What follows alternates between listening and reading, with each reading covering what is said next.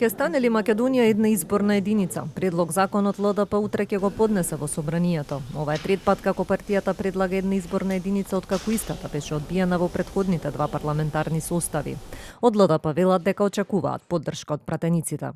И денес, како и претходно, даваме силна поддршка за воведување на една изборна единица, отворени листи, како и вклучување на предлозите од граѓанскиот сектор за независни листи во креирање на новиот изборен законник. Ова не е нова иницијатива за Либерално-демократската партија. Нашите пратеници во двата претходни парламентарни состави поднесуваа предлог закон за истата реформа.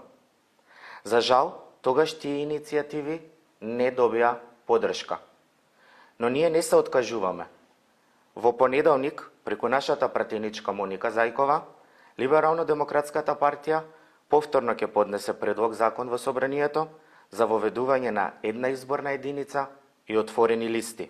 Веќе во понеделник и Демократскиот сојуз најави дека ќе поднесе ваква иницијатива во собрание, а поддршка има и од ДОМ.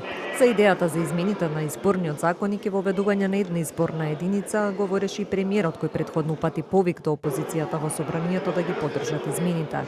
Но побара да се дозволи дијаспората да гласа преку формирање на избирачки места во државите каде што е тоа дозволено, согласно устав надвор од дипломатско-конзуларните представништва. Лидерот на Социјалдемократскиот сојуз пак Венко Филипче изјави дека се подготвени за разговор, но дека за ваквиот предлог треба да се разговара со сите политички партии. Претходно пак 7 граѓански иницијативи поднесоа барање до собранието и до Министерството за правда да се направат итни измени на изборниот законник. Порачаа дека оставена е правна празнина откако Уставен суд ги укина членовите 17 и 18 од измените во изборниот законник донесени на 7 март 2024. Со кои партиите од власта и опозицијата, здружено го зголемија прагот за потребни потписи на 1 од 100 гласачкото тело во изборна единица за учество на независните листи на изборите.